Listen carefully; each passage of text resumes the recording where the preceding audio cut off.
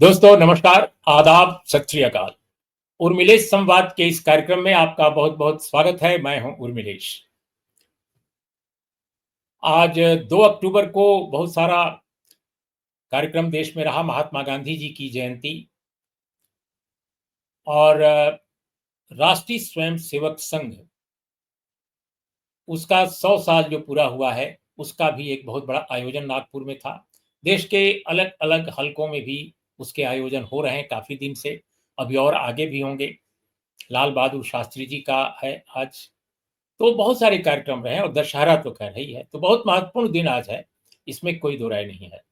हम आज बात करने जा रहे हैं कि जो राष्ट्रीय स्वयंसेवक संघ, जिसने 100 साल पूरा किया है, एक बात तो बिल्कुल माननी पड़ेगी कि ये उनका बहुत बड़ा अचीवमेंट है कि उन्होंने इस देश में सत्ता पर अपना आधिपत्य जमाया, अपना वर्चस्व कायम किया और 3 बार, 2014, 2019 और 24, इन तीनों चुनाव में राष्ट्रीय स्वयंसेवक संघ संपोषित भारतीय जनता पार्टी को सत्ता मिली। तो ये बड़ी कामयाबी है 100 साल में उनकी, ये तो मैं मानता हूं। लेकिन जिस तरह का परिदृश्य देश का है, जो राजनीति देश की है, जो स्थिति देश समाज की है, वो बहुत चिंताजनक है। संवैधानिक मूल्य किस स्थिति में है आप सब देख रहे हैं, और राष्ट्रीय स्वयंसेवक संघ और बीजेपी के लोग जीत की खुशी में, सत्ता पर अपने वर्चस्व के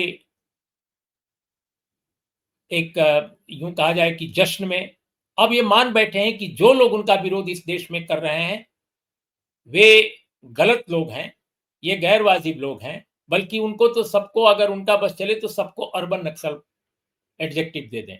बाकी देशभक्त वही हैं, देश प्रेमी वही हैं। इस तरह का एक मिजाज है उनका। तो हम इसी विषय पर आज बात करेंगे कि आखिर तब क्या वजह है कि राष्ट्रीय स्वयंसेवक संघ जो है, अपने को जब कभी सामने पेश करता है, किन लोगों को बताना चाहता है कि वो भी फ्रीडम स्ट्रगल में शामिल थे, किन लोगों को बताना चाहता है कि महात्मा गांधी उनको भी पसंद करते थे, 2 बार आए उनके किसी कार्यक्रम में। इसको बहुत गौरव के तौर पे ऐसा लगता है जैसे कि सर्टिफिकेट कोई पेश कर रहे हो। सरदार पटेल भी हमें चाहते थे। अब जो सरदार पटेल उन पर प्रतिबंध लगाने वाले गृह मंत्री थे, पहला पहला प्रतिबंध, और गोलवलकर की अपील के बाद भी जिन्होंने खारिज कर दिया था कि रिवोक नहीं किया जाएगा उनका बैन, वो सरदार पटेल को मानते हैं कि वो उनको बहुत पसंद करते थे। सुभाष चंद्र बोस, जिन्होंने सावरकर और जिन्ना को एक साथ ही कहा कि इनका दिमाग विचित्र है, ये किसी काम के नहीं है, भारत की आजादी की लड़ाई में ये कंट्रीब्यूट नहीं करेंगे, उन सुभाष चंद्र बोस को मानते हैं कि वो भी हिंदुत्व के पक्ष में थे। और तो और डॉक्टर अंबेडकर का भी नाम ले लेते हैं कि वो भी, जिन्होंने ये कहा था कि अगर हिंदू राज बन जाता है तो ये बहुत ही देश के लिए आपदा की तरह होगा और इस देश में हिंदुत्व राष्ट्र को हर कीमत पर रोका जाना चाहिए। तो ये क्या वजह है कि इन लोगों का नाम लेना पड़ता है? एक तरफ तो इनके जो समर्थक इस देश में बचे हुए हैं और जो इनको बेहद मोहब्बत करते हैं इन नेताओं को, उनके समर्थकों को आप एक तरफ अर्बन नक्सल एडजेक्टिव दे रहे हो, उनको देशद्रोही बता रहे हो, स्वयं अपने को देशभक्त मान रहे हो, और दूसरी तरफ आप उन्हीं महापुरुषों से, उन्हीं बड़े नेताओं से चाहते हो कोई सर्टिफिकेट आपको मिल जाए। ये क्या डायलेमा है? इस विषय पर हमने सोचा कि किसको हम आमंत्रित करें जो हम लोगों का मार्ग प्रशस्त कर सके, हम लोगों को कुछ नई चीज बता सके। तो मेरे दिमाग में एक ही नाम आया और वो था डॉक्टर राम पुनियानी। राम पुनियानी, धन्यवाद। आप, आपका बहुत बहुत स्वागत है। और दोस्तों, हमारे कार्यक्रम में चूंकि एक पहली बार आए हैं प्रोफेसर राम पुनियानी, डॉक्टर राम पुनियानी, इसलिए मैं थोड़ा परिचय दे दूं। बॉम्बे आईआईटी में आप लंबे समय तक आपने काम किया है, और जो मैं देख रहा था बायोमेडिकल इंजीनियरिंग इनका स्पेशलाइजेशन रहा है। और हाल के दिनों में जब से सेवानिवृत्त हुए, centre for study of social society and secularism के लिए काम कर रहे हैं, और मानवाधिकार, लोकतांत्रिक जो मूल्य है, सेकुलरिज्म, तमाम इश्यूज पर पूरा देश उनको जानता है कि किस तरह उन्होंने इस उम्र में भी वो किस तरह सबको प्रेरणा देते हैं, जो लोग भी संविधान के साथ खड़े हैं। तो हमने सोचा कि राम पुनियानी साहब से इस विषय पर बात की जाए। सर, इस थोड़े से लंबे इंट्रोडक्शन के बाद जी, एक बिल्कुल छोटा सवाल, आप कैसे देखते हैं राष्ट्रीय स्वयंसेवक संघ के इस विरोधाभास को, जो मैंने अभी चर्चा की कि एक तरफ तो आप सबको, जो लोग गांधी के समर्थक हैं, जो इस देश में भगत सिंह के समर्थक हैं, जो पटेल के समर्थक हैं, जो सुभाष चंद्र बोस के समर्थक हैं और जो अंबेडकर के समर्थक हैं या जो पसंद करते हैं, इन सबको आप देश विरोधी करार दे रहे हो, उनको आप अर्बन नक्सल कह रहे हो, और एक तरफ उन्हीं से चाहते हो कि सर्टिफिकेट मिल जाए कि आप बड़े काम के लोग रहे हैं। ये क्या डायलेमा है और क्या विरोधाभास है? जी उर्मिलेश जी, आपका बहुत धन्यवाद मुझे बुलाने के लिए और इतनी उदारता से मेरा परिचय देने के लिए। अब ये आरएसएस का डायलेमा ऐसा है कि ये लोग आज़ादी के आंदोलन से पूरी रूप से दूर रहे और इनके बीच में ऐसा कोई आइकन नहीं है जिसके नाम पर ये अपने आप को सामने रख सकें। तो ले देकर हिंदू महासभा के सावरकर हैं, जो इनके एक आदर्श पुरुष हैं, जिनकी हिंदू राष्ट्र की विचारधारा, हिंदुत्व की विचारधारा के आधार पे इन्होंने आरएसएस को बनाया। और उस समय जो आज़ादी का आंदोलन चल रहा था और जो समांतर रूप से अंबेडकर जी का आंदोलन चल रहा था समता के लिए, दलितों के अधिकार के लिए, स्त्रियों के अधिकार के लिए, ये उन सब से पूरी तौर से दूर रहे। अब डॉक्टर अंबेडकर ने जो आंदोलन किए थे, अगर ये अंबेडकर इनको मानते थे तो अंबेडकर का मुख्य आंदोलन महाड़ का था, फिर कालाराम मंदिर का था। उस समय ये किधर थे? उस समय तो उनके विरोध में खड़े थे। एक ही उल्लेख जो सही है वो ये कि एक बार सावरकर ने इनको जो रत्नागिरी में एक मंदिर खोला था, पतित पावन मंदिर, वहाँ सहभोज के लिए अंबेडकर जी को बुलाया था और अंबेडकर जी ने उससे पूरा इनकार कर दिया। वो उसमें नहीं गए, सावरकर के उस कार्यक्रम में नहीं गए। वैसे तो सहभोज था सवर्ण और दलितों के बीच में, पर फिर भी अंबेडकर जी ने उसको रिजेक्ट कर दिया। और दूसरा, अंबेडकर का जो काम था, जितने आंदोलन उन्होंने किए, जितनी पार्टियां उन्होंने खड़ी की, independent labour party, schedule caste federation, बाद में रिपब्लिकन पार्टी, सब में उन्होंने ये ख्याल रखा कि ये धर्म और पुराने मूल्यों को रिजेक्ट करेगा। सबसे बड़ी बात ये देखिए कि उन्होंने जो 1920 के दशक में मनुस्मृति दहन का कार्यक्रम किया, यानी उनके साथ जो बाकी लोग थे, उसमें ब्राह्मण भी था जो उनके विचारों से सहमत था, सहस्त्रबुद्धे, उसने खुद होकर वो जलाई थी। और अगर आप इनकी लेखनी में देखें और बाद में संविधान के बनने के बाद इनके ऑर्गेनाइजर के एडिटोरियल को देखें, तो हमेशा ये मनुस्मृति के मूल्यों का गुणगान करते हैं। एम.एस. गोलवलकर, इनके दूसरे सरसंघचालक, वो तो अपनी किताब में स्पष्ट रूप से लिखते हैं कि भाई जो हमारे मनुस्मृति के मूल्य हैं वो बहुत आदर्श मूल्य हैं। पूरी दुनिया उनको बड़े अचंभे से देखती है और वो बहुत महान मूल्य है। और उस संविधान के बनने के बाद भी ऑर्गेनाइजर ने जो एडिटोरियल लिखा कि ये भी कोई संविधान है, इसमें तो हमारे पुराने जो गौरवमयी मूल्य वो है ही नहीं। और ये ऑर्गेनाइजर जो उनका मुखपत्र है उस पर उन्होंने लिखा फिर हमारे संविधान के अनुसार तिरंगा झंडा, अशोक चक्र, उसको उन्होंने 52 साल तक स्वीकार नहीं किया। जब एक वो कुछ 3 लड़के आए वहाँ, उन्होंने उनके ऑफिस पे आके तिरंगा झंडा लगा दिया। उन पर केस चला लंबे सालों तक कि भाई तुमने हमारे ऑफिस में आके छेड़खानी की है, ये हमें स्वीकार्य नहीं है। और तीसरी बात देखिए, अंबेडकर जी की 2 बातें देखिए। एक तो वो कहते थे कि आज जो हिंदू धर्म की ज्यादातर प्रचलन है वो ब्राह्मणवादी मूल्यों से ज्यादा प्रभावित है।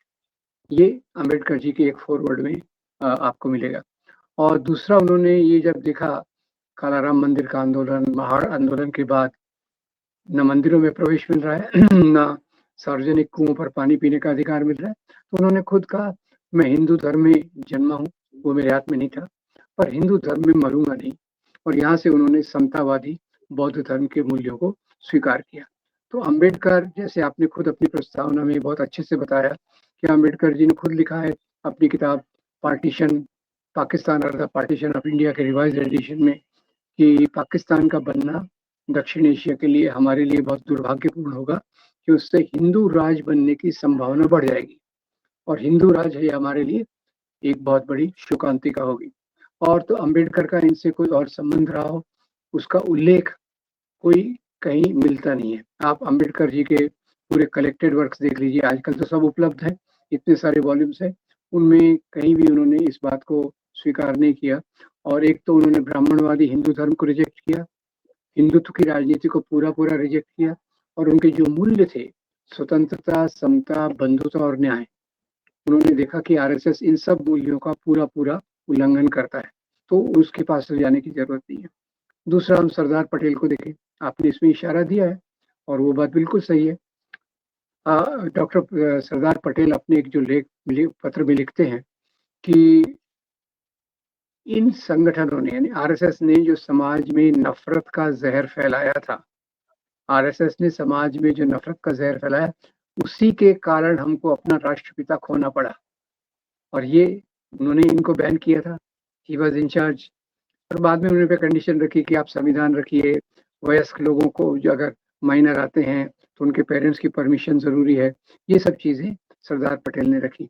अब सरदार पटेल को ये काफी प्रोजेक्ट करना चाहते हैं, क्योंकि सरदार पटेल और जवाहरलाल नेहरू में थोड़े बहुत मतभेद थे। इन दोनों कहानियों को मैं जोड़ देता हूँ। पर देखिए उर्मिलेश जी, अगर कोई इतना बड़ा संगठन है जो उस समय 30-40 करोड़ लोग भारत में थे, 30-40 करोड़, उसका प्रतिनिधित्व करना चाहता है, देश की आजादी के लिए संघर्ष करना चाहता है, उसमें नेताओं में आपस में तो थोड़े बहुत मतभेद होंगे। इवन सुभाष चंद्र बोस, जिन्होंने 1938 के बाद कांग्रेस छोड़ी, वो भी इन्हीं मूल्यों पे प्रतिबद्ध रहे। कि उनके कुछ मतभेद थे कांग्रेस वर्किंग कमेटी से, पर बाकी तो उन्होंने ही महात्मा गांधी को राष्ट्रपिता कहा। उन्होंने जब आजाद हिंद फौज बनाई तो सबसे पहले महात्मा गांधी को अपने रेडियो संभाषण में उन्होंने कहा, बापू हम आपका आशीर्वाद चाहते हैं कि हम अपने काम में सफल हों। और महात्मा गांधी ने भी उनको कहा, तुम्हारे और हमारे रास्ते अलग हैं माना, पर अगर तुम्हारे रास्ते पर चलकर भी हमको आजादी मिले तो आपको बधाई का टेलीग्राम देने वाला मैं पहला व्यक्ति रहूंगा। ये दोनों हंसी मजाक जिस प्रकार से करते थे, पिता पुत्र की तरह या नजदीक दोस्तों, ये उनके कांग्रेस को छोड़ने की बात है। कांग्रेस छोड़ी पर उन्होंने ये मूल्यों को नहीं छोड़ा जिसके आधार पे भारतीय आजादी का आंदोलन चल रहा था। तो ये इधर हो गया। अब सरदार पटेल को क्यों पकड़ते हैं कि अब आजादी के आसपास बहुत सारे मुद्दे थे, इतने असंख्य मुद्दे थे कि ये दोनों महान हस्तियां थी जिन्होंने मिलकर हमारी नैया को आजादी के इस पार लाए और एक सुदृढ़ भारत उन्होंने देने की कोशिश की। तो उनके संबंधों के बारे में मैं आपको सरदार पटेल के एक पत्र का हवाला देना चाहता हूँ। अब नेहरू अंतरिम सरकार में प्राइम मिनिस्टर थे, तो उन्होंने सरदार पटेल को पत्र लिखा कि सरदार साहब, मैं चाहता हूँ कि आप मेरी कैबिनेट ज्वाइन कीजिए मेरी कैबिनेट ज्वाइन कीजिए और आप गृह मंत्रालय को संभालिए। तो सरदार पटेल प्यार में और गुस्से में जवाब देते हैं कि तुमने मुझे पत्र क्यों लिखा, तुम्हें तो पता है मैं तुम्हारे साथ हमेशा से रहा हूँ, हम दोनों ने महात्मा गांधी के चरणों में बैठकर अपनी राजनीति सीखी है, तो मैं हमेशा तुम्हारे साथ हूँ। और आखिरी सेंटेंस देखिए, तुम मेरे नेता हो, तुम मेरे लीडर हो और छोटे भाई भी हो। तो ये उनके बीच में संबंध था, पर छोटी छोटी मुद्दों पर कहीं कहीं उनका मतभेद था। तो उनको लगा भाई हम सरदार पटेल को बहुत प्रोजेक्ट करेंगे तो हमारे लिए एक आइकन मिल जाएगा, और सरदार पटेल को प्रोजेक्ट कर रहे हैं तो साथ साथ ये भी चीजें सामने आ रही कि उनको बैन भी उन्होंने किया था, उनके बारे में ये बात भी उन्होंने लिखी थी, और ये बात भी उन्होंने लिखी थी कि वो नेहरू को अपना भाई भी मानते थे और नेता भी मानते थे। तो ये जो अपने लिए वैधता प्राप्त करने की बात करते हैं, उसमें नेहरू जी के साथ तो कोई उल्लेख है ही नहीं। नेहरू जी तो शुरू से मानते थे कि ये संगठन सांप्रदायिक संगठन है और ये संगठन जिस रास्ते पर चल रहा है उसमें देश का विकास नहीं हो सकता। अब गांधी जी एक बार, ये प्यारे लाल की किताब लास्ट फेज से मैं बता रहा हूँ, एक बार गांधी जी का काफिला वाघा बॉर्डर के आसपास से जा रहा था। उस समय पार्टीशन नहीं हुआ था, तो उनके जो एंटूरेज था, उनके साथी थे, उसमें से किसी ने कहा, देखो बापू, ये आरएसएस की शाखा चल रही है और ये लोग बहुत अनुशासन प्रिय हैं, देखिए। तो बापू क्या जवाब देते हैं, बोलते हैं हाँ ये तो अनुशासन प्रिय हैं, पर ऐसे ही अनुशासन प्रिय नाजी भी थे और फाशिस्ट भी थे। अब गांधी जी का मूल्यांकन आपके साथ है। एक आध बार गांधी जी कभी उनकी शाखा में जाने के लिए बात की होगी, देखने के लिए, पर उसमें भी मुख्य बात यह है कि गांधी जी इनके चालों को समझते थे और उन्होंने कई बार, जैसे आजादी के समय भी, महात्मा गांधी की हत्या के बाद भी इनको कहा गया कि आप स्टेटमेंट जारी कीजिए, तो गोलवलकर कहते हैं कि आप मेरी तरफ से बात कर दीजिए। तो उनको इंसिस्ट किया जाता है कि आप खुद कहेंगे तो उसका प्रभाव अच्छा होगा, पर उन्होंने इस प्रकार का स्टेटमेंट जारी नहीं किया। अब उन्होंने नाथूराम गोडसे, जो उनकी शाखा में आता था, प्रचारक के पद तक गया। उसका एक मजेदार देखिए, वो शुरू तो आरएसएस से हुआ, बाद में उसने 1938-39 के बाद ये शाखा, ये हिंदू महासभा ज्वाइन कर ली और एक पत्र निकाला, उसका नाम था अग्रणी या हिंदू राष्ट्र। उपनाम उसका था हिंदू राष्ट्र, मेन ये था अग्रणी। अब उसमें उन्होंने एक दशहरे के समय, यानी आज के दिन, एक दशहरे के दिन उन्होंने अपने पत्रिका में एक कार्टून छापा। कार्टून क्या था कि श्यामा प्रसाद मुखर्जी धनुष बाण लेके खड़े हैं, उनके बाजू में ये खड़े हैं अपने सावरकर, और वो रावण जो है, रावण के 10 सिर, बीच का सिर है गांधी जी का।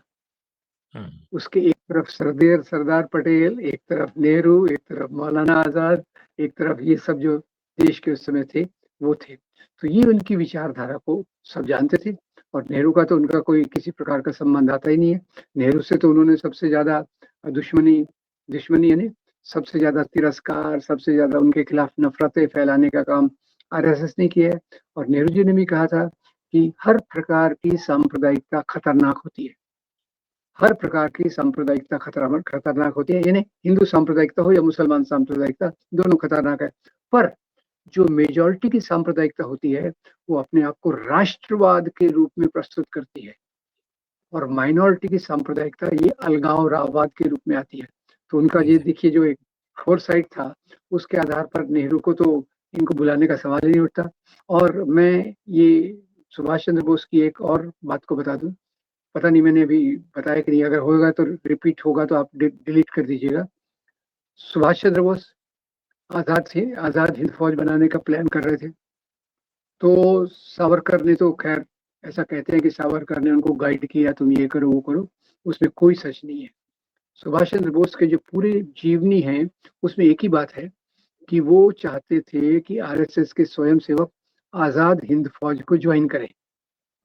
तो वो इसके लिए हेडगेवार उस समय सर संघचालक थे, उनको मिलने के लिए गए अपने एक साथी के साथ। तो हेडगेवार जी जब भी वहां गए तो हेडगेवार जी अपने साथियों के साथ मजाक वगैरह कर रहे थे। तो अंदर उनको मैसेज भेजा गया कि सुभाष बोस आए हैं आपसे मिलने। तो उन्होंने मिलने से इनकार कर दिया और कहा मेरी तबीयत ठीक नहीं है, और जैसे ये गया कंबल ओढ़ के सो गए। हंसी मजाक उस देर के लिए बंद हो गया। तो ये सुभाष बोस का उनके बारे में क्या मूल्यांकन होगा वो आप सोच सकते हैं। तो ये चीजें सब इसलिए कर लेकिन रहे क्या हैं। ये बात कहीं दर्ज है, ये कहीं दर्ज है ये बात? ये दर्ज है, ये सुभाष चंद्र बोस की जीवनी के पार्ट में भी दर्ज है, और दूसरे कई दस्तावेजों में भी दर्ज है, जिनको मैंने ढूंढ के निकाला था, मिल जाएगा ये। तो सुभाष चंद्र बोस की ये जो बात थी, तो उससे तो कोई, वो तो विचारों में सोशलिस्ट थे, और आरएसएस की विचारधारा में जैसे गोलवलकर लिखते हैं कि हिंदू राष्ट्र के 3 दुश्मन हैं, मुसलमान, क्रिश्चियंस और कम्युनिस्ट। तो सुभाष चंद्र बोस ने तो बाद में फॉरवर्ड ब्लॉक भी बनाई, फॉरवर्ड ब्लॉक बनाई जो लेफ्ट के वामपंथी गठबंधन में शामिल रही। सवाल ये है कि ये अपनी वैधता को बढ़ाने के लिए, नंबर एक, कि हम भी थे आजादी के आंदोलन में, जो बिल्कुल झूठ है, और दूसरा ये हमारे आइकन्स हैं, ये सबको उस प्रकार से अपने साथ समाहित करना चाहते हैं। और जैसे दो मुंही बात होती है, आपकी जबान के दो जबान से आप बोलते हैं, एक जबान से, जैसे आपने बहुत अच्छे से बताया कि आज अंबेडकर को मानने वाले, उनको अर्बन नक्सल करके जेल में डाला जा रहा है, और दूसरी जबान से ये अंबेडकर जी के फूल मालाएं चढ़ा रहे हैं। तो यानी प्रतीकात्मक रूप से ये अंबेडकर को फूल माला चढ़ा सकते हैं, और जहाँ तक अंबेडकर के मूल्यों का सवाल है, उसको लगातार अलग अलग तरीके से ये उसका विरोध करते रहे। आप आरक्षण का मामला देखिए, अभी तो बाबा साहब तो हमारे संविधान के ड्राफ्टिंग कमेटी के अध्यक्ष थे। तो संविधान ने अभी 400 पार का नारा अभी अभी लगा था, उसका एक्सप्लेनेशन किया दिया था कि अगर 400 सीट्स आई तो हम संविधान में आमूल परिवर्तन कर सकते हैं, क्योंकि उसके लिए 2/3 चाहिए। अभी बाबा साहब की सबसे बड़ी देन थी तो यहाँ मैं इसको ऐसे समराइज करूंगा, जैसे बाबा साहब के बारे में खास तौर से, बाबा साहब मनुस्मृति जलाते हैं और भारतीय संविधान की ड्राफ्टिंग कमेटी की रचना करते हैं, अध्यक्षता करते हैं। और इधर से आरएसएस की विचारधारा ये मनुस्मृति को सबसे महान ग्रंथ बताती है, प्रत्यक्ष अप्रत्यक्ष शब्दों में, और दूसरी तरफ भारतीय संविधान का अप्रत्यक्ष प्रत्यक्ष तरीके से विरोध भी करती है। तो इनके तो दो विरोधाभासी मूल्य हैं। गांधी जी का जो आखिरी का नारा था, हिंदू मुस्लिम एकता, उनका सबसे बड़ा नारा था आखिर में। इसी चीज के लिए उन्होंने जान तक दी, इसी चीज के लिए इस विचारधारा के लोगों ने उनकी जान ली। तो वो हिंदू मुस्लिम जो एकता के बारे में गांधी जी का संदेश था, उसके उलट मुसलमानों के खिलाफ नफरत कैसे हो, हिंदू और मुसलमानों के बीच में कैसे तनाव ज्यादा हो, ये इसके लिए लगातार काम करते रहे। तो ये दो मुंही जबान से बात करते हैं। जहाँ इनका स्वार्थ रहा कि भाई इन महान हस्तियों को अपने साथ जोड़कर हमको चुनावी फायदा हो सकता है, तो वहां वो भी कर लेते हैं। और जहाँ अपना बेसिक एजेंडा है, उस पर कॉम्प्रोमाइज कभी नहीं करते। जी। तो आज जो 100 साल का जलसा मनाया गया नागपुर में, और उसमें जो इसके जो चीफ हैं सर संघ चालक मोहन भागवत, उन्होंने जो भाषण दिया उसमें भी मैंने देखा कि हिंदू राष्ट्र की पूरी अपनी धारणा को उन्होंने फिर से एक तरह से पेश किया। और बड़े एक यूं कहा जाए सहज अंदाज में उन्होंने बोलने की कोशिश की कि भारत तो सदैव से हिंदू राष्ट्र रहा है। यानी हिंदू राष्ट्र जो आज हम कह रहे हैं, तो इसको आप क्यों अन्यथा ले रहे हैं? आपको अगर पसंद नहीं तो हिंदवी कह लीजिए, आप कुछ और कह लीजिए। लेकिन उनका कहना है कि हिंदू राष्ट्र है, तो उन्होंने तो इसीलिए सेंगोल भी डाल दिया। अब सेंगोल को वो एक प्रतीक के तौर पे देखते हैं, है? तो जी आपको क्या लगता है कि ये चाहते क्या हैं? क्योंकि जो भी इनकी विचारधारा की आलोचना करता है, जो भी उससे असहमति जाहिर करता है, चाहे वो जो व्यक्ति भी हो, प्रोफेसर हो, छात्र हो, नौजवान हो, मजदूर हो, उसको ये शत्रु की तरह ट्रीट करते हैं। शत्रु, बिल्कुल बिल्कुल शत्रु। और दूसरी तरफ जो इनकी विचारधारा को मान लेता है, उसको वो मतलब जो चाहे वो कर बना देते हैं, कुछ भी बना देंगे। आप यूनिवर्सिटीज का हाल देख ही रहे हैं, देश में जितनी यूनिवर्सिटीज बिल्कुल हैं किस तरह के लोगों को भर दिया गया है। आपने बड़ा ये बिल्कुल साफ कहा कि जो डॉक्टर बी आर अम्बेडकर के लोग हैं, समर्थक उनके हैं, उनके साथ भी किस तरह का बर्ताव। मुझे तो आनंद तेल तुमड़े का नाम तुरंत याद आया। जैसे ही आपने ये चर्चा की, मुझे मेरे सामने उनका चेहरा आ गया, आनंद तेल तुमड़े। बिल्कुल उनको फंसाया गया उस केस में और अर्बन नक्सल बता करके उनको गिरफ्तार कर लिया गया, जो स्वयं डॉक्टर बी आर अम्बेडकर के न केवल रिश्तेदार हैं, बल्कि एक प्रगतिशील विचारधारा से अम्बेडकरवाद को देखते हैं। तो एक उदाहरण बिल्कुल। साफ है। तो मैं आपसे जो समझना चाहता हूं कि आपको क्या लगता है कि भारत को जहां ये ले जा रहे हैं, क्या वहां जाने से भारत बच पाएगा? क्या लगता है आपको? क्या ये संविधान का जो जो जो तंत्र है, हमारा जो जनतंत्र है संविधान आधारित, क्या ये बचेगा? उर्मिलेश जी, आपने बहुत कठिन सवाल पूछा। अब कुछ सालों तक के पहले तक मुझे लगता था कि भारत के लोकतांत्रिक राष्ट्र के रूप में बचने की उम्मीद कम है। ये मुझे सच में लगता था, क्योंकि मैं इस चीज को थोड़ा बहुत फॉलो करता रहता हूँ। और पिछले 4-5 साल से थोड़ा मैं जो जन संगठनों में एक सोच देख रहा हूँ, क्योंकि हमारे जन संगठनों ने बहुत महत्वपूर्ण काम किए हैं। दलितों के बीच में, स्त्रियों के बीच में, आदिवासियों के बीच में, मजदूरों के बीच में बहुत महत्वपूर्ण काम है। तो अभी वो बहुत इस खतरे को पहचान रहे हैं।